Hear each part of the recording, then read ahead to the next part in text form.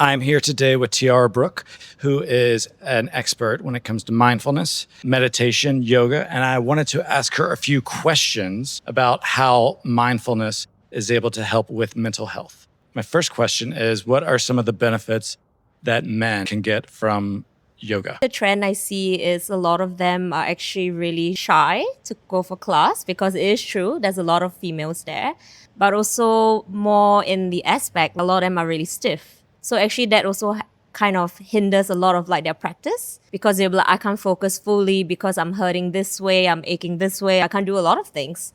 So I feel after they get through all of that, any kind of like stigma or their body starts to loosen up, that's where really the practice comes in. They can focus a lot more on their breath, the position, and they feel a lot of different benefits. You can see changes within them, with their mood, with even their motivation. It's a very interesting shift actually to see when a person really can commit to the practice that they want to. Do you see any long-term benefits to mental health? When we talk about mental health, even in the practice, we do a lot of strengthening of the mind. So basically that also goes around the whole practice, which is a discipline. So with that, I feel like it really trains and it strengthens your mind to tell like there's anything if you want to achieve, you can. That also breaks through a lot of other different barriers. Any kind of difficult situation when they come, they're like, I can't do this. So sometimes when they just stop, think, reset, and just put themselves in that position, then they'll just tell myself like, I can just achieve anything. From there, a lot of things we can just do because our mind is just so powerful. Just that we don't know what other abilities we have yet. When you're doing mindfulness, it's more than just yoga. There's also meditation. So how does someone actually start the process of meditating or learning to meditate? With everything, right? Like we need to go simple and basic. So even with meditation, there's like so many different forms and techniques. So even for me personally, I actually like guided meditation because then I feel there is something for you to, in a sense, like when you shut off all your senses, you start to listen, go inwards, but at least there's still like a focus point to bring you through. And then also when you come out of it, you can feel like the difference from when you started, be it like a 10-minute guided meditation, you can see the difference. But like what I said, there's always other options also like silent meditation. Everyone, like what I said, connects with it differently. So you have to really, in my advice or in my experience, that you just try each one of them. And then from there, you see what works for you and what don't. And then at least from there, it's easier to build a routine from there, actually. It sounds like it's more about just starting the practice. You can be good, you cannot be, there really is no good, I guess, but it's more about just getting into a routine and just setting a schedule just to do it. Yeah. I feel most of our challenge is actually just getting to start with it. Because a lot of time we just think like, oh, it's too difficult or it's too much, we don't have the time. So I even have a trick myself. So if it only takes, for example, 5 minutes, why don't you wake up 5 minutes earlier to do it? Or if it's in a Saturday, why don't you do it 5 minutes before you sleep? I always tell people to set a realistic goal that you can achieve. Because there's no point I also say, I want to do it 30 minutes and then it just lasts for a few days. But if you see I start small, 5 minutes and then 7 and it goes by, you can train your brain and tell yourself like, hey, it's actually not that tough. After a while, when it really, like what you mentioned about routine, it becomes so natural that you don't even find it too painful to commit to it. You all just got to do this for yourself because basically that's what the benefits are, is for yourself. That makes total sense. In my own experience, I don't like waking up early. I'd rather hit snooze over and over and over again. But sometimes you need to kick yourself and just like, no more snoozing, let's do it. And then you're like, bravo, I'm done. It's just that easy? Is that what you're saying? And what I said, practice.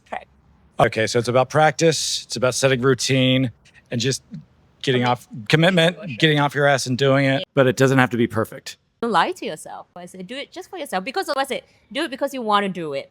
Don't feel like you're forced into it. Then it becomes a very negative and a dragging kind of effect. So I would say, do it for yourself. If you feel like you wake up today, you don't want to do it, tell yourself it's fine, let it go. Tomorrow I come back again and I'll check in with myself to see, do I want to do it?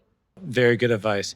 So I had one last question. What would you recommend for people, men, women, whoever, that is dealing with any type of depressive disorders or dealing with anxiety, whether that be social anxiety, stress from work? Are there any mindfulness practices that you would recommend that would help them on a day-to-day basis?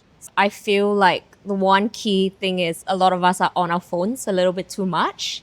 So I feel that also distracts us a lot from being mindful and present. Because all the time we have to check on our phones, all the time we have to reply. Even when we are at practice, sometimes we're not on our phones, but we tell, oh, maybe I didn't send this out, maybe I didn't get this. So I feel that times like this where we take time off, digital or even like for ourselves, I think that's important because I would say we stay present and true in that moment because we're truly by ourselves and we have nothing to do or to think.